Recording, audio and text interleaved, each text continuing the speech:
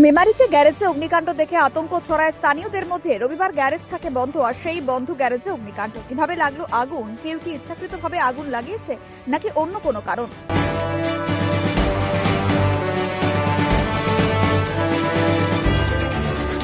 তো গাছের শুকনো পাতা দিয়ে যে পুরো চালের উপর পুরো আগুন লেগে গেছে।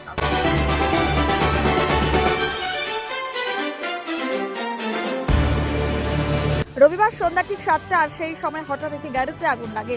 জানা যায় মেমারির হাট পুকুরের কাছে একটি গ্যারেজে আগুন লাগছে দেখে স্থানীয় মানুষজন তড়িঘড়ি খবর দেয় মেমারি থানার পুলিশ ও দমকল বিভাগে। দ্রুততার সাথে মেমারি দমকল বিভাগের একটি ইঞ্জিন এসে তৎপরতার সাথে আগুন নিয়ন্ত্রণে আনে।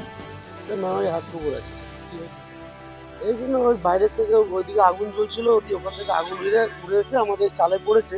তো গাছের শুকনো পাতা দিয়ে যে পুরো চালের উপর পুরো আগুন লেগে গেছে। অ্যাডভেস্টারে আছে, অ্যাডভেস্টারে বাঁশ দিয়ে আছে। ঘটনাটা হয়েছে ওই 7টার মধ্যে। এটা একটা গ্যারেজ, এই লরির কাজকর্ম হয়, মানে ওই গ্রিল ফিল হয় এগুলো। না না, কারো কিছু না, না সেরকম কিছু নেই, লোহার কিছু ছিল জিনিস এবং কিছু নয়, পাতা থেকে আগুন লেগে।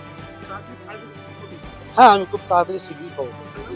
আমার নাম বিশ্বজিৎ সাহা, আমি এখানে কাজ করি। হ্যাঁ, স্টাফ, আমি গাড়ির কাজ করি। ওই বাইরে আমাদের দোকানের ওদিক পেছনে আগুন ফাগুন জ্বালিয়েছে, যে ওখান থেকে উড়ে এসে আমাদের এখানে বট গাছের পাতা শুকনো থাকে, ওই উড়ে এসে ওই বট গাছের পাতাগুলোই ধরেছে। হ্যাঁ, তারপরে হচ্ছে ওই চালের ওপর অ্যাডভেস্টারের বাঁশের চাল, তো উড়ে এসে ধরেছে বলে উঠতে ধরেছে।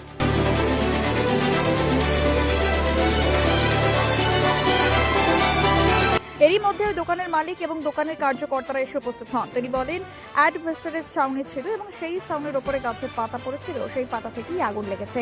তবে ভেতরে কোনো বৈদ্যুতিক শর্ট সার্কিট থেকে আগুন লাগেনি। আশেপাশে কোথাও আগুন ধরানো হয়েছিল এবং সেখান থেকে আগুন এসে পাতায় পড়ে এবং তারপরে আগুন লেগে যায় ওই দোকানে।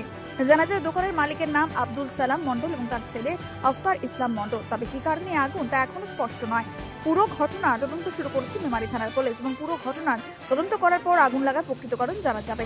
মেমারি থেকে Dinesh report, Memari update news.